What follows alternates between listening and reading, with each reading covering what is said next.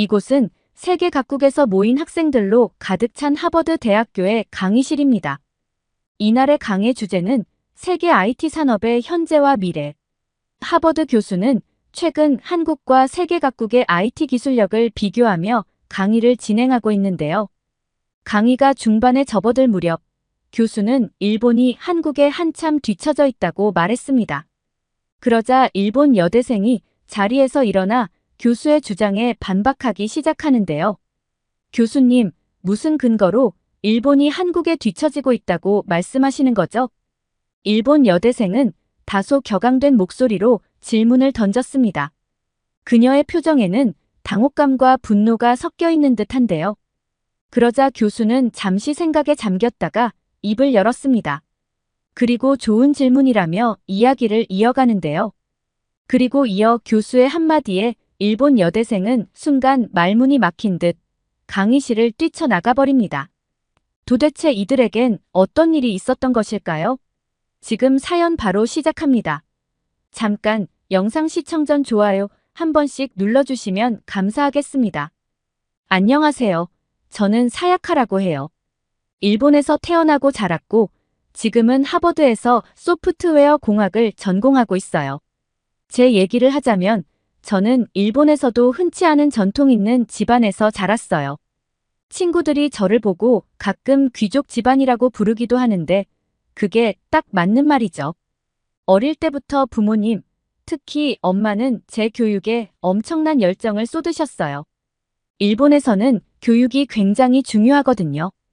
특히 저희 같은 가문에서는 학문적 성취가 가족의 명예와도 연결되기 때문에 유치원 때부터 엄마는 저를 한시도 놔두지 않으셨고 저는 쉴 틈 없이 공부해야만 했어요. 솔직히 그런 생활이 힘들 때도 많았어요. 하지만 친척 언니나 동생들도 모두 그렇게 자라왔기 때문에 저도 자연스럽게 열심히 할 수밖에 없었어요. 그게 저희 가문의 전통 같은 거였죠. 제가 다녔던 학교는 일본에서 가장 명문으로 알려진 가쿠슈인이에요. 이 학교는 단순히 공부 잘하는 애들이 가는 곳이 아니라 사회적 지위가 있는 사람들의 자녀들이 다니는 곳이었죠.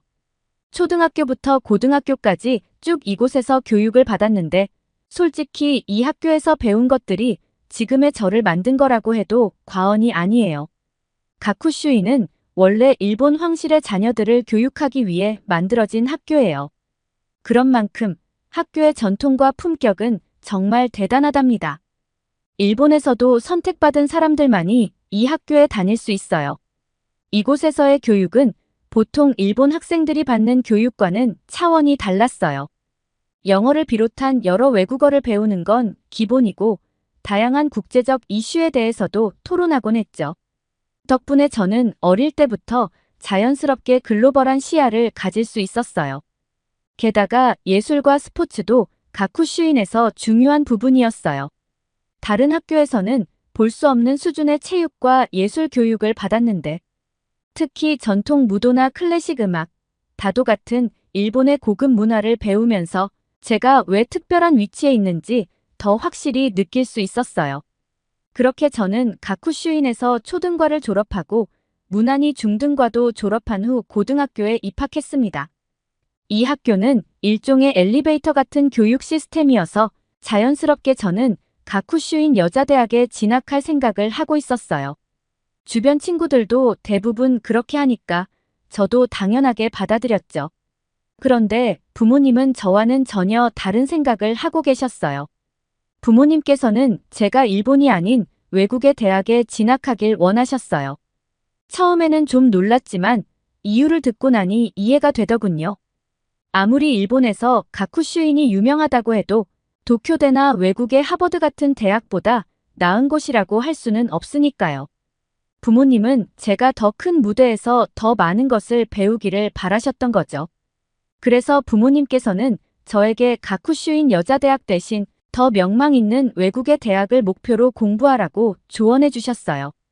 그때부터 제 목표는 일본 내에서 머무는 것이 아니라 세계로 나아가는 것이 되었습니다.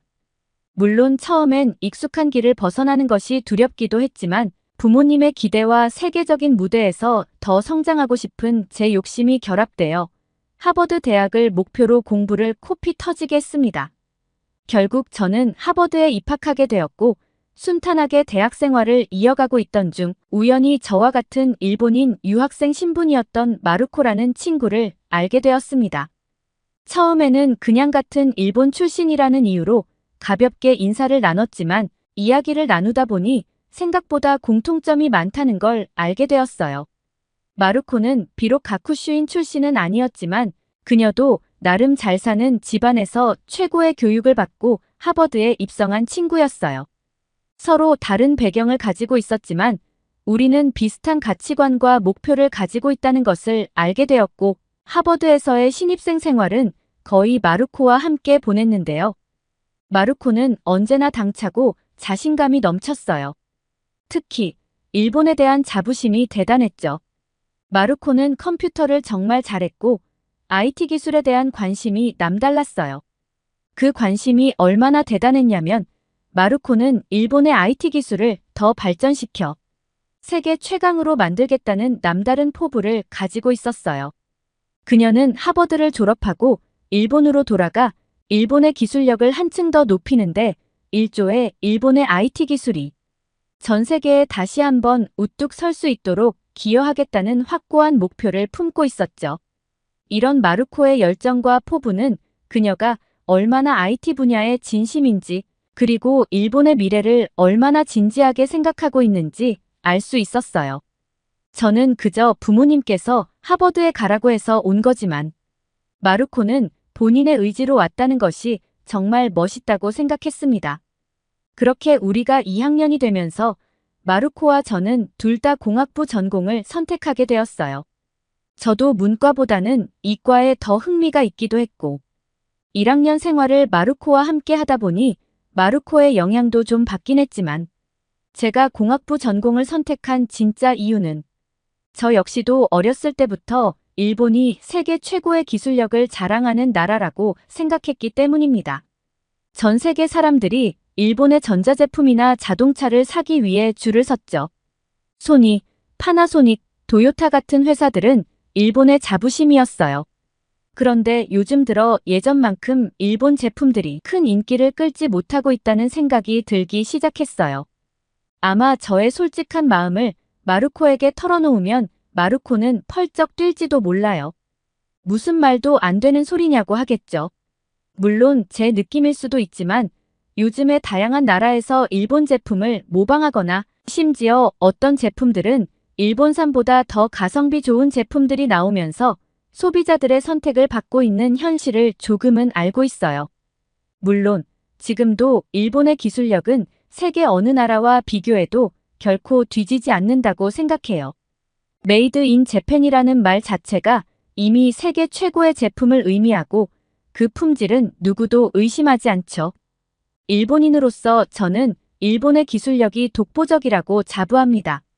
하지만 예전처럼 일본 제품이 전 세계에서 인기 절정의 자리에 있지 않다는 느낌을 받게 되었어요. 과거에는 일본 제품이 항상 최고의 선택지였지만 요즘 들어 다양한 나라들이 경쟁력을 높이면서 상황이 조금 달라진 것 같아요. 그래서 저는 일본이 다시 그 영광의 수준으로 돌아갈 수 있도록 제가 그 과정에 기여하고 싶다는 포부를 가지게 되었어요. 그래서 저는 공학부를 선택하게 되었습니다. 결국 저도 마루코와 비슷한 이유였던 것이죠. 그런데 그날 수업에서 마루코와 저는 우리의 생각이 그저 허황된 꿈일지도 모른다는 것을 깨닫게 되었습니다. 아마도 마루코는 저보다 충격이 더 심할 거예요. 그날 수업 주제는 세계 IT 산업의 현재와 미래에 대한 것이었어요. 사실 저와 마루코는 그 수업을 엄청 기대하고 있었죠. 일본이 땅덩어리는 크지 않은 섬나라지만 세계 최고의 경제 대국 중 하나로 특히 기술력으로 인정받는 나라잖아요. 그래서 우리는 교수님께서 자연스럽게 일본의 기술력과 일본이 세계 산업 발전에 끼친 지대한 영향에 대해 주로 이야기하실 거라고 생각했어요. 하지만 막상 수업이 시작되자 우리는 기대와는 다른 이야기를 듣게 되었어요. 교수님은 일본의 기술력을 분명 인정하셨지만 동시에 다른 나라들이 어떻게 빠르게 기술을 발전시키고 새로운 시장을 개척하며 세계 IT 산업에서 두각을 나타내고 있는지에 대해 중점적으로 다루셨는데 그 안에 일본은 없었습니다. 그리고 교수님은 한국에 대한 이야기를 정말 많이 하셨어요. 무슨 이야기를 할 때마다 한국이란 나라가 안 빠지는 곳이 없더라고요. 그중 지금도 생각나는 게 교수님께서는 현재 전 세계에서 모든 일상생활 분야가 디지털과 IT로 가장 빠르게 통합된 나라가 한국이라고 하셨습니다. 교수님은 한국에서는 주민등록번호 하나로 모든 공적이고 사적인 업무를 처리할 수 있으며 심지어 병원 진료까지 가능하다고 하셨어요. 그리고 카카오톡이라는 메신저 앱을 이용해 모든 금융 업무를 처리하고 각종 증명서 발급까지 할 수 있다고 말씀하셨죠. 그 얘기를 들으면서 저는 속으로 생각했어요. 저것도 일부 사람들만 그렇게 하겠지. 설마 전 국민이 다 그럴까? 그런데 교수님은 한국의 스마트폰 보급률이 90%가 넘으며 세계 최고 수준이라고 덧붙이셨어요. 인구 대비 스마트폰 보급률이 그야말로 놀라운 수치라고 강조하시더군요. 그리고 수업 중간중간 교수님은 한국에서 직접 겪은 사례들을 덧붙이셨어요. 그중 하나는 외국인이 한국에 와서 경험하는 IT 분야의 놀라운 점에 대한 이야기였어요. 교수님께서 한국에 출장을 갔을 때 공항에서부터 바로 느꼈다고 하시더군요. 공항에서 스마트폰 하나로 입국 심사부터 호텔 예약, 대중교통 이용까지 모든 것이 손쉽게 처리되었는데 심지어 한국어를 모르는 외국인들도 이 시스템을 쉽게 이용할 수 있었대요. 그리고 한국에서 손을 크게 베어 병원에 방문한 적이 있었는데 아픈 것보다도 한국 병원의 시스템이 너무 놀라워서 그 기억이 더 오래 남아있다고 말씀하셨어요. 교수님 말씀에 따르면 한국 병원은 주민등록번호와 스마트폰만으로 진료 예약, 의료 기록 조회, 그리고 결제까지 한 번에 이루어진다고 하셨어요. 자신은 외국인이었기에 조금의 절차는 더 있었지만 한국 사람들은 이런 IT 통합 시스템 덕분에 불편함 없이 매우 신속하게 의료 서비스를 받을 수 있다고 강조하시더군요. 교수님은 다친 기억보다도 한국 병원의 첨단 시스템이 더 인상 깊었다고 하시면서 한국의 디지털화된 의료 시스템이 얼마나 효율적인지를 강조하셨어요. 교수님은 한국의 이 놀라운 IT 인프라가 얼마나 체계적이고 실생활에 깊숙이 자리 잡고 있는지 설명하시며 세계적으로도 매우 앞서 나가는 사례라고 하셨어요. 교수님은 이어서 사실 미국에서는 병원에 가기가 얼마나 어렵냐며 한국의 시스템과 비교하셨어요. 미국에서는 병원 예약도 쉽지 않고 진료를 받기까지 오랜 시간을 기다려야 하는 경우가 많다고 하셨죠. 그런 현실을 생각해보면 한국 사람들은 병원에서의 IT 시스템 덕분에 편리한 의료 서비스를 누리고 있다는 점에서 부럽다고 말씀하셨어요. 미국에서도 이런 효율적인 시스템이 도입되었으면 좋겠다고 덧붙이셨죠. 교수님은 이어서 세계 많은 나라들이 한국의 발전된 IT 산업 기술을 본받아야 한다고 강조하셨어요. 특히 교수님은 중국에 갔을 때 정말 놀라운 경험을 했다고 하셨는데 그 이야기는 지금 생각해도 믿기지 않고 믿고 싶지도 않더라고요. 중국 공항에 도착하자마자 구글맵, 유튜브, 페이스북, 인스타그램 등 전 세계 사람들이 공통으로 사용하는 앱들이 모두 제한되는 모습을 보고 크게 놀라셨다고 했죠. 교수님은 이런 상황을 보면서 중국이 어쩌면 세계의 흐름을 역행하고 있는 것 같다는 생각을 하셨다고 덧붙이셨어요. 교수님은 IT 산업의 발전이 단순히 기술력만으로 이루어지는 것이 아니라 자유로운 정보의 흐름과 글로벌한 연결성도 중요한 요소가 될 수 있다고 하셨습니다. 중국의 경우 세계적으로 통용되는 서비스와 기술을 제한하는 모습이 오히려 발전을 저해할 수 있다는 우려를 느꼈다고 하셨죠. 이는 한국이 얼마나 개방적이고 효율적으로 IT 기술을 활용하고 있는지를 더욱 부각시키는 대목이었습니다. 그리고 교수님은 이어서 개방적이라고 해서 무조건 IT 기술이 발전하는 것은 아니라며 프랑스의 예를 들으셨어요. 교수님은 프랑스에서 온라인 서비스를 이용하려고 했을 때 예상보다 복잡한 절차와 보안 시스템 때문에 어려움을 겪었다고 하셨어요. 특히 은행 업무나 공공기관의 온라인 서비스가 생각보다 느리고 비효율적이었다고 느끼셨다고 합니다. 개인정보 보호에 대한 엄격한 규제와 복잡한 인증 절차가 오히려 사용자를 불편하게 만든다는 거였죠. 그러면서 교수님은 단순히 개방성만으로 IT 기술이 발전하는 것이 아니라 기술의 효율성과 사용자 편의성, 그리고 규제와의 균형이 중요하다는 점을 강조하셨어요.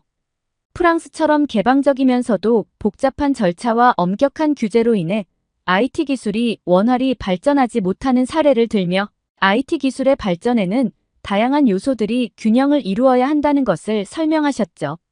결국 교수님은 한국의 IT 산업이 어떻게 규제와 기술 발전, 사용자 편의성을 잘 조화시켜 발전해 왔는지에 대해 다시 한번 강조하시면서 한국이 세계적으로 IT 강국으로 자리매김하게 된 중요한 이유 중 하나라는 것을 말씀하셨죠. 그렇게 교수님은 마치 한국의 IT 산업이 교과서인 것처럼 여러 나라와 한국을 비교하며 강의를 이어가셨어요. 한국의 디지털화와 IT 통합 사례는 세계적으로도 주목받을 만한 것이라고 강조하시면서요. 그리고 수업 말미에 교수님께서는 일본에 대한 이야기를 꺼내셨습니다. 교수님이 일본에 대해 말씀하시기 시작할 때 저와 마루코는 당연히 일본의 강점을 이야기하실 것이라고 생각했어요.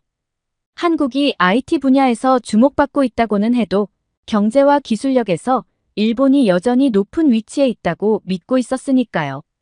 일본이 한때 세계 최고로 인정받았던 기술대국이라는 사실이 우리에게는 자랑스러웠고 교수님도 그 점을 언급하실 거라고 기대했죠. 하지만 교수님의 다음 발언 때문에 마루코의 표정이 점점 어두워졌어요. 저 역시도 기분이 썩 좋지는 않았죠. 교수님께서는 한국과 일본은 비행기로 2시간도 채 걸리지 않는 가까운 나라지만 일본이 IT 산업에서는 한국보다 훨씬 뒤처져 있다고 말씀하셨습니다. 미국은 땅덩어리가 넓어서 IT 산업의 발전이 더딜 수 있지만 일본은 한때 세계 최고의 기술력과 경제력을 자랑했던 나라였는데 왜 그 발전이 IT 산업까지는 번지지 않았는지 의아하다고 하셨죠. 일본이 과거의 영광을 가지고 있음에도 불구하고 지나치게 전통적인 방식을 고수하며 아날로그를 선호하는 경향이 있는 것 같다고 하셨죠. 교수님은 그러한 사회 전반적인 분위기 때문에 일본이 시대의 흐름에 맞춰 나아가기보다는 오히려 뒤로 후퇴하는 것 같다고 말씀하셨어요. 아시아에서 기술과 혁신을 이끌어야 할 나라가 변화보다는 익숙한 것을 지키는 데 집중하면서 디지털화와 IT 통합에서 뒤처지게 된 것이 안타깝다고 덧붙이셨죠. 그러다 보니 일본이 디지털화와 IT 통합에서 한국만큼 앞서 나가지 못하게 된 것 같다고 하시며 일본이 앞으로 더 과감한 변화를 추구해야 한다는 점을 강조하셨습니다. 그리고 교수님은 이 사실을 일본 정부에서도 통감하고 있으며 최근 들어 인공지능 기술을 비롯한 다양한 분야에서 변화를 추구하고 있다고 언급하셨어요. 하지만 한국이 워낙 앞서 있기에 이러한 변화로 일본이 과연 그 격차를 뒤집을 수 있을지는 여러분의 상상에 맡겨보겠다고 하셨죠. 솔직히 저는 대일본의 경제력과 기술력을 쏙 빼놓고 수업 내내 한국에 대한 극찬을 늘어놓으시는 것을 듣는 게 거북했어요. 사실 한국의 한류가 세계적으로 인기를 끌고 있다는 건 인정해요. 하지만 왠지 일본이 한국보다 더 아래에 있다는 느낌이 들자 마음속에서 뭔가 울컥하고 치밀어 오르는 거예요. 제 옆에 있던 마루코도 같은 생각이었을 거예요. 하지만 그게 사실이라고 하니 저는 푸념만 하고 있을 뿐이었어요. 그런데 그때 마루코가 갑자기 손을 들었어요. 저는 순간 깜짝 놀랐습니다. 그녀가 이런 상황에서 어떤 반응을 보일지 예상하지 못했기 때문에 당황스러웠죠. 교수님께서는 단순히 생각해볼 문제를 던진 것뿐인데 마루코는 단단히 화가 난 표정이었거든요. 교수님도 약간 놀란 듯 했지만 마루코에게 발언할 기회를 주셨죠. 마루코는 흔들림 없는 목소리로 교수님의 말에 반박하기 시작했습니다. 도대체 일본의 IT 산업이 뭐가 부족하다는 겁니까? 일본은 여전히 세계 최고의 기술력을 가지고 있고 경제적으로도 강대국입니다. 한국이 IT에서 앞서 있다고 하셨는데 그저 일본의 식민지였던 아주 가난한 나라였던 한국이 어떻게 일본보다 앞서갈 수 있다는 겁니까? 마르코는 이어서 한국을 비하하는 듯한 발언을 서슴없이 이어갔습니다. 한국은 그저 일본의 뒤를 쫓아왔을 뿐이고 일본이 먼저 개발하고 만들어낸 기술들을 모방한 것에 불과하다고 주장했죠. 마르코의 목소리에는 분명한 분노가 담겨 있었고 강의실안은 순식간에 긴장감이 감돌기 시작했습니다. 저도 마르코가 이렇게 감정적으로 반응할 줄은 예상하지 못했기에 당황했습니다. 마르코의 발언은 단순한 반박을 넘어서 일본과 한국의 역사적 관계까지 언급하면서 한국을 깎아내리는 것이었기 때문에 상황이 더 복잡해졌죠. 마르코의 반응은 분명 일본에 대한 자부심에서 나온 것이었지만 그 방식이 상당히 격렬했고 강의실 안의 분위기를 무겁게 만들었어요. 무례한 마르코의 발언에 교수님도 처음엔 당황하신 듯 했지만 이내 진지하게 마르코에게 그런 생각을 가지게 된 특별한 이유가 있냐고 물으셨죠. 하지만 마르코는 이미 흥분한 상태였기에 논리적인 대답을 하지는 못하고 계속해서 한국을 비하하는 발언만 이어갔습니다. 그 장면을 지켜보는 저와 다른 학생들은 상황이 더 이상 좋지 않게 흘러가고 있다는 것을 느낄 수밖에 없었죠. 그러자 이내 교수님은 마르코의 상황을 인지하신 듯 차분하게 말씀을 이어가셨어요. 학생, 제 말이 섭섭하게 들릴지 모르겠지만 지금 말을 들어보니 학생은 무조건적인 일본에 대한 자부심으로 가득 차 있는 것 같네요. 물론 일본이 한국보다 잘하는 분야가 있을 수 있습니다. 그 부분에 대해서는 저도 인정합니다. 그러나 지금의 현실적인 상황을 냉정히 바라보면 현재 눈앞에 보이는 실적들은 일본이 한국보다 앞서 있다고 말하기 어렵습니다. 이것은 감정이나 자부심의 문제가 아니라 팩트에 근거한 것입니다. 일본이 과거에 자랑했던 기술력은 여전히 대단하지만 디지털화와 IT 통합에서 한국이 보여준 성과는 무시할 수 없는 수준이기 때문이죠. 지금은 자부심에만 의존할 때가 아니라 일본이 어떻게 다시 앞서 나갈 수 있을지 냉정하게 분석하고 준비해야 할 때인 거죠 라고 말씀하셨어요. 그리고 교수님은 잠시 침묵을 지키신 후 진지한 표정으로 말씀을 이어가셨어요. 그리고 이 강의실에는 한국인 학생이 있을 수도 있습니다. 이곳은 세계적으로 우수하다고 인정받은 친구들이 와서 공부하는 하버드 강의실이지 여기는 일본이 아닙니다. 제가 아시아 역사에 대해 깊이 알지는 못하지만 일본이 과거에 한국을 식민 지배했다는 사실쯤은 알고 있습니다. 한 나라가 다른 나라를 지배하며 약탈하고 상처를 준 과거에 대해서는 부끄러워하고 미안한 감정을 가져야 하는 것이 마땅합니다. 그런데 지금 학생은 그 과거의 사실을 당당하게 말하면서 오히려 한국을 비하하고 있습니다. 그것은 옳지 않아요. 그리고 교수님은 마르코를 똑바로 바라보며 말씀하셨어요. 그 부분에 대해서는 학생이 강의실의 모든 학생들 앞에서 사과하는 것이 옳을 것 같네요. 이곳은 다양한 배경을 가진 사람들이 함께 공부하는 곳이며 서로를 존중하는 것이 무엇보다 중요하고 학생의 발언으로 인해 다른 학생들이 편견을 가지지 않도록 해야 하니까요. 지금 이 자리에서 학생의 발언이 잘못되었음을 인정하고 사과하세요. 교수님의 압박에 마르코는 어찌할 바를 모르고 그 자리에서 강의실을 뛰쳐나가 버렸습니다. 그리고 한동안 저는 마르코를 볼 수 없었어요. 오늘 강의실에 들어서기 전까지도 저 역시 마르코처럼 대일본에 대한 자긍심과 자랑스러움이 가득 차 있었습니다. 하지만 아날로그의 머물러 변화를 외면하는 일본의 충격적인 현주소를 깨달았죠. 지금 저는 마음이 매우 답답하고 무겁습니다. 그리고 혼란스럽습니다. 불과 20년 전만 해도 한국은 일본의 아래에 있다고 생각했는데 정반대였다니요. 게다가 한국은 저만큼 앞서 나가고 있는데 일본은 그동안 뭐 했나 싶은 마음에 좌절감이 들어요. 제가 생각하는 일본은 이제 다시 시작해야 하는 것 같은데 과연 일본이 과감한 변화를 받아들일 수 있을지도 미지수인 상황이니까요. 하루빨리 일본도 IT 산업의 발전을 위해서 한국이 보여준 기술력과 디지털화의 성공 사례를 본받아 새로운 방향으로 나아가야 할 텐데 현실을 깨달아버린 지금 마음이 무겁기만 하네요. 오늘의 사연 어떻게 보셨나요? 자부심으로 가득 찼던 일본 여대생 마루코 씨가 교수님께 호되게 당한 것 같네요. 때로는 자부심이 우리를 이끌어주는 힘이 되기도 하지만 현실을 외면하게 만드는 장벽이 될 수도 있습니다. 마루코 씨에게 이번 경험이 현실을 냉철하게 바라보고 깨달음을 얻는 계기가 되길 바랍니다. 오늘의 사연이 좋으셨다면 구독과 좋아요를 눌러주세요. 여러분의 구독과 좋아요는 영상 제작에 큰 힘이 됩니다. 끝까지 시청해주셔서 감사해요. 더욱더 감명 깊은 사연으로 찾아뵙겠습니다.